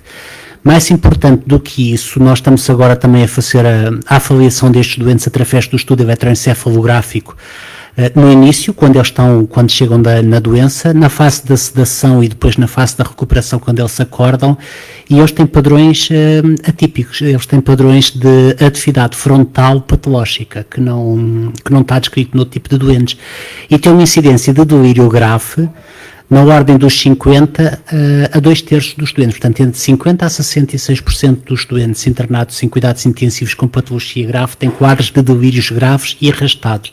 E tem sido uma das grandes dificuldades que nós temos no manejo destes doentes, que é quando eles melhoram da parte respiratória, a parte do delírio muitas vezes se impede a progressão mais rápida de um desmame e na autonomia do doente. Não é pelos fármacos que usamos, porque nós usamos os fármacos que usamos em todos os outros doentes, mas nitidamente este vírus tem um neurotropismo importante. E esse stress pós-traumático depois esse delírio que eles têm inicialmente, depois muitas vezes se flui e na parte dos pesadelos enquadra-se num contexto do stress pós-traumático, do internamento que estes doentes têm em cuidados intensivos. Portanto, nitidamente, essas alterações que as pessoas têm de memórias dos pesadelos e do delírio têm a ver com alterações funcionais em termos dos lobos frontais, que estão documentadas como alterações já funcionais que se têm na fase aguda da doença e que depois levam tempo a recuperar, porque todos nós temos essa consciência de outro tipo de patologia, que é os politraumatizados que têm lesões axonais difusas, que essas são perfeitamente visíveis, que têm o atingimento dos lobos frontais, eles têm alteração da personalidade e portanto têm esse componente. Portanto, nitidamente há aqui esse componente da ciência que ainda está a ser estudado, mas que justifica muito bem esses casos do delírio e depois dos pesadelos. Só como uma pequena parte, quando falou das pinturas, é assim, nós não nos podemos esquecer que a aflição dos doentes, a gente tem que se pôr um bocadinho na posição deles. A aflição dos doentes é o teto. Durante muito tempo, é o teto dos hospitais. Eu lembro que trabalhei em termos numa unidade que foi engraçado, que eu conheço muitas já no país, mas que esta tinha uma particularidade, que é uma unidade do Alentejo, é a unidade Becha, em que eles tiveram essa sensibilidade e os tetos estão pintados com paisagens alentejanas e, portanto, eles pintaram isso na sequência até de um trabalho de mestrado que tinha sido feito por uma profissional, uma enfermeira do serviço, e que tinha realmente relatado essa necessidade por parte dos doentes e a partir daí, com o levantamento dessa necessidade, os doentes estavam deitados e por cima das camas nós não tínhamos mais do que telas enormes realmente com paisagens, portanto poderia ter ajudado se calhar depois na parte dos pesadelos não ter tido essa experiência tão negativa com os cavalos alados. Mas realmente é uma sensibilidade que nós devemos ter e nós estamos a fazer a nossa consulta, que é uma coisa que cada vez mais eu acho que os intensivos têm que ter, que é...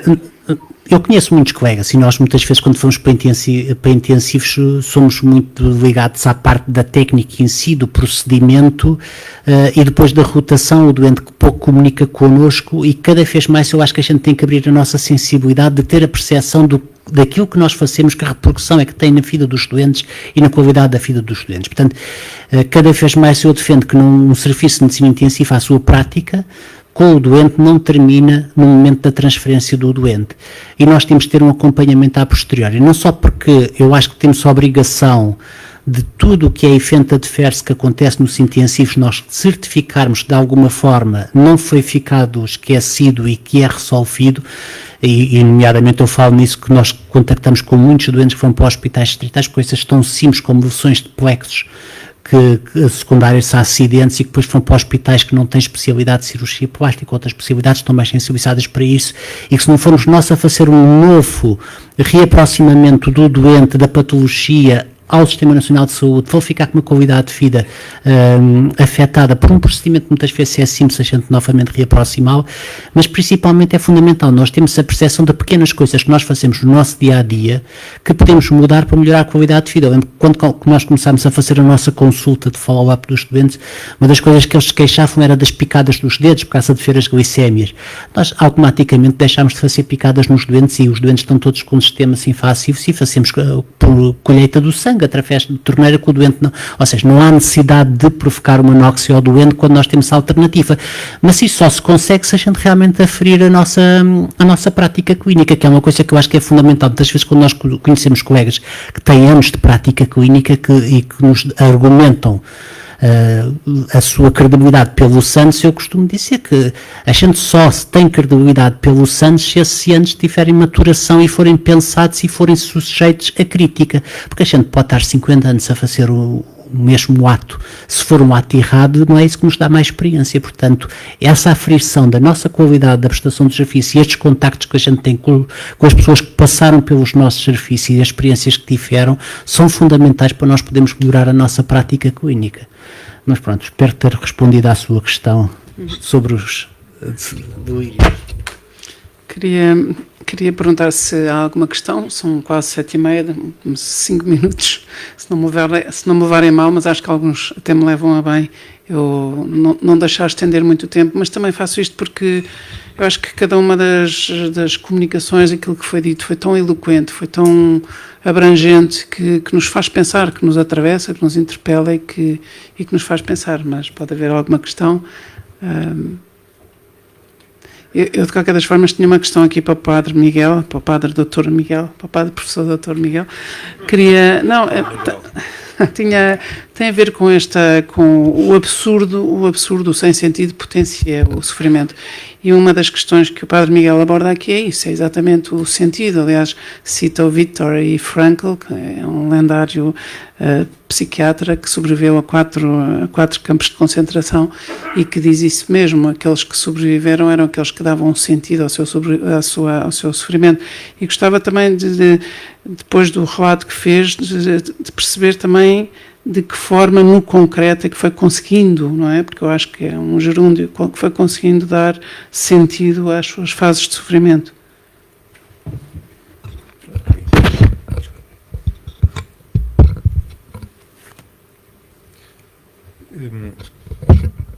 Em primeiro lugar, eu acho que não sofri muito.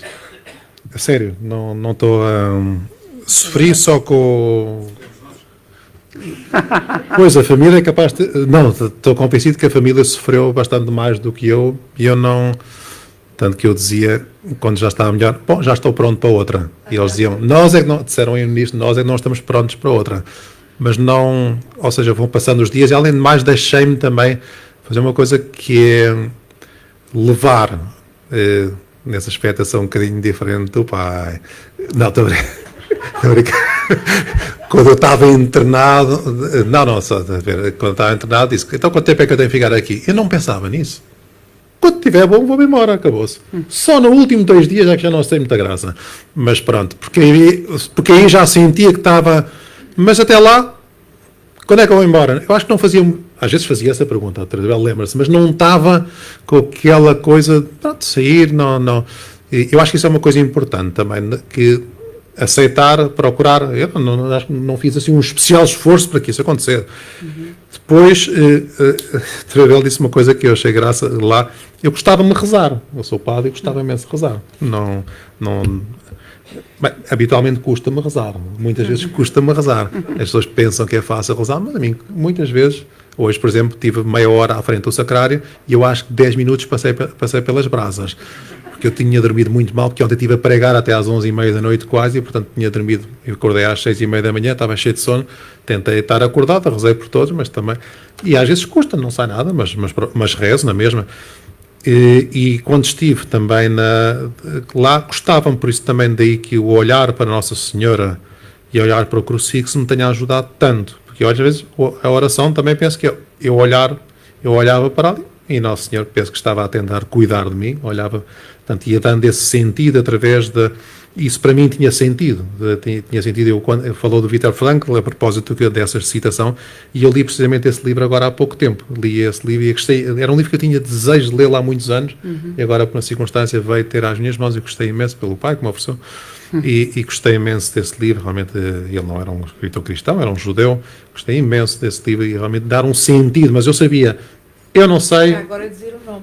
Viktor Frankl. O Homem em Busca de um Sentido. Um Homem em Busca de um Sentido. É talvez o maior best-seller mundial e é dado no MIT, é dado nas universidades e faz parte dos livros que os meus alunos também têm que ler, de economia e gestão. É extraordinário esse livro, vale muito a pena ler e a maioria dos casos mesmo não conhece, eu não faço ideia, mas... é um livro pouco maior do que o seu, se formos ver. É pouco um bocado maior, mas é um best-seller e portanto eu era o dia-a-dia e rezava aquilo que podia, oferecia a Deus os sofrimentos, todos os dias procurei rezar, assim, sempre que podia recebia a comunhão e acho que recebi desde que comecei a ficar bom, mas acho que não estava, uma pessoa quando está doente não está para grandes coisas intelectuais, não, mesmo quando não está, mas não ia passando, os dias iam... Mas isso leva-me a uma pergunta, desculpe interromper. Diga. Então quando estiver à cabeceira de quem está a sofrer, se calhar isto vai-lhe dar uma outra dimensão, ou seja, o que é que podemos dizer a quem não está capaz nem de pensar, nem de sentir, nem de rezar, não é? Uma das coisas é estar ao lado do doente, estar. Compaixão tem essa palavra, nós podemos até partir a palavra compaixão, estar com o outro na paixão, e às vezes é um olhar, mas é o tocar na pessoa. Eu lembro como médico, tocar no doente, apertar a mão, das maiores recordações, as melhores, mais bonitas que tenho quando era oncologista, e aliás fui ver um doente aos cuidados paliativos, é o agradecimento que ele teve, um doente com câncer da laringe ou por aí, e não conseguiu, coitado, e ficou agradecidíssimo porque eu lhe dei um copo de água. Porque eu lhe peguei e por eu ter ido visitar, começou, emocionou-se porque eu fui visitar, ele já não era meu, tinha passado para outra enfermaria, emocionou-se imenso. O estar, o ir ver, o telefonar, e se pudermos ir, nós aí, quando há um doente, quando há uma pessoa amiga, e eu penso que eu sempre procurei fazer isso, alguém me chama para ir ver um doente, para dar a unção dos doentes, o sacramento, estar, nós temos que estar, aí não podemos adiar, não podemos, ou então aí prova-se a amizade das pessoas, a verdadeira amizade. Isso eu acho que é um aspecto muitíssimo importante, é muito importante. Pronto, eu acho que não respondi muito bem à sua pergunta. Mas, eu respondo porque eu acho que é uma entrega retrospectiva, não é? É olhar para trás aquilo que não sentiu no momento e que fica consigo para o futuro, para o presente e para o futuro, não é? Pois isto dos médicos terem cuidado, agora lembrava-me de uma história engraçada, que eu tive o primeiro... Eu acho que eu recuperei quando morreu o Carlos do Carmo, aquele fadista, não é? Quando é que ele morreu? Pai, dia 1 de janeiro, ou 31. Eu sei que me fartei dele desde que ele morreu, coitado. Porque meteram uma televisão à minha frente enorme, nos cuidados intensivos. Aliás, eu fui lá, meteram uma televisão deste tamanho à minha frente. Eu não tinha capacidade de tocar vi 3 entrevistas a ele, as declarações do Costa, do Marcelo, sobre ele. Depois a seguir meteram-me um filme que era O Gladiador, que é um filme que eu gostei imenso há muitos anos, mas é super violento para quem está ali. Eu chamava e as tais enfermeiras do sonho passavam e não olhavam para mim. E assim meteram um filme de terror a seguir, que era um incêndio a seguir. E eu estava ali entre 2 horas de Carlos do Carmo, que já não podia ouvir o Carlos do Carmo por lado nenhum, mais 2 horas ou mais de filmes destes. E só para ter em conta, quando só já está no hospital também, estas pequeninas coisas de está bom, como é que está, gosta do programa que lhe pusemos, quer música, não quer música, são coisas que, quando uma pessoa está completamente dependente dos outros, marcam, fazem muita diferença, não fazem muita diferença, são esses gestos, perguntar como é que está, voltar a perguntar, pelo menos eu senti muito isso, eu tive esse privilégio depois, nas fases conscientes da minha doença, eu tinha a doutora Isabel Neto, tinha a diretora de serviço, nada mais nada menos, que vinha ter comigo e punha em sentido o resto da equipa, não é? Portanto, se me tratassem mal, por assim dizer, eu sou amigo da chefe, era o que faltava. Aqui ninguém me vai eutanasiar, não é? Daqui a uns anos anos pode ser que aconteça. Ali não, mas noutros serviços, sabe-se lá. Portanto, Posso fazer um comentário? Eu gostava só de fazer um comentário que é ao mesmo tempo sem personalizar em ninguém, um agradecimento e que tem que ver com aquilo que o Padre Miguel já disse sobre a família e sobre o impacto da família, na família, destas situações. Destas, que são situações agudas, mas com alguma dilatação no tempo, e depois de outras que são, 60% dos portugueses têm doença crónica, de outras que são ainda mais dilatadas no tempo. E nós, médicos, somos genericamente, na nossa formação base, pouco preparados para as questões de ter que lidar com a família, no melhor sentido. O meu comentário é precisamente nesse sentido. Se cada vez vamos ter mais doença crónica e são os familiares a tratar dos seus doentes a grande maioria do tempo, nós temos que ter essa preparação. Na área em que eu trabalho é uma área de preparação imprescindível. Mas queria de facto dizer que os cuidadores não são todos iguais, que nós temos o privilégio de conviver com muitos cuidadores, agora infelizmente menos pelas circunstâncias, e não imaginam. Nós fizemos uma investigação na minha unidade, que é de continuados e de paliativos, e não imaginam o stress que, do ponto de vista dos profissionais de saúde, é realmente ter que gerir esta questão das visitas, a questão dos contágios, e nós tivemos profissionais de saúde, e o Padre Miguel sabe isso, que tendo estado no Covidário foram contagiados, e portanto os dilemas e as tragédias pessoais que cada um de nós vive relativamente à tomada de decisão sobre quem visita, quem não visita, quanto tempo não é para uma enfermaria com 40 pessoas, é de facto difícil. Mas o que eu queria expressar era que realmente, e aqui também existe essa menção, os cuidadores genericamente não são nossos inimigos, são alguns deles verdadeiros heróis, e não é preciso pensar apenas em relação aos idosos, é bom que se pense na pediatria, que é uma área onde, sobretudo, as mães são cuidadoras por muito, muito tempo das crianças portadoras de deficiência, e realmente esta situação de pandemia também nos fez pensar mais, lá está, no impacto que a doença tem sobre os outros e em como é necessário que os profissionais de saúde tenham consciência de que têm que ajudar as famílias. Portanto, não é apenas e só uma questão do nosso doente, mas como é que se ajudam as famílias. E fica a minha homenagem a alguns ou a muitos cuidadores. Alguns deles têm direito a diploma na nossa unidade.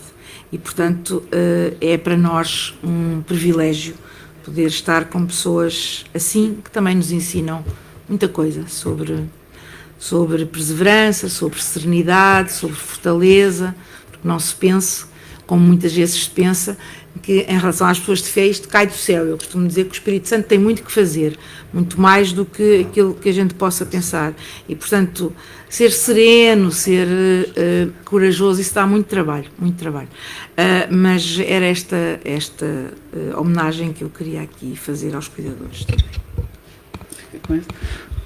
O Padre Miguel queria dizer alguma coisa ainda sobre esta questão. Queria só dois agradecimentos ao Dr. Henrique Mota, que patrocinou, fez a publicação deste livro e que também passou por um período difícil ao longo deste ano, por qual também fui acompanhando e fui rezando, e também que se sentiu, de certa forma, identificado naquilo que eu escrevi, também se levou a querer publicar antes dessa obra conjunta já o meu testemunho, esse meu texto. E depois, claro, agradecer à minha família, que me ajudou tanto durante este período, os meus irmãos, o cuidador, houve os tais... porque a seguir ao meu treinamento, o meu pai foi também para os cuidados paliativos da luz, graças à doutora Isabel, também podemos ter, e aí foi muito bonito ver.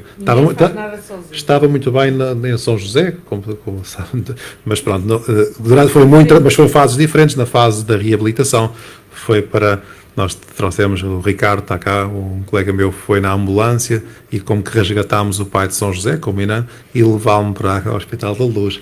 E lá depois teve sempre um dos meus irmãos a acompanhar durante uma semana cada um, teve o Pedro, Fazendo teste de Covid.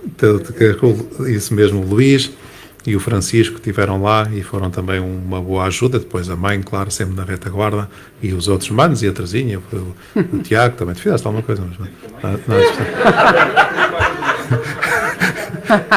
queria agradecer a todos. Muito bem.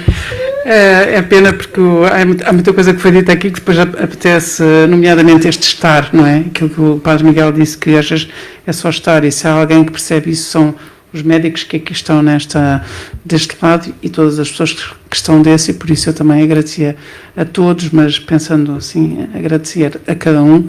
Esta palavra obrigado é uma palavra muito pequena, que às vezes está tão repetida, mas de facto obrigado não quer dizer obrigação, quer dizer ligação, obrigado, estamos ligados, e por isso queria agradecer a todos e a cada um a vossa presença, mas em especial ao Padre Miguel e aos pais do Padre Miguel, porque pelos frutos conhecem as árvores, não é?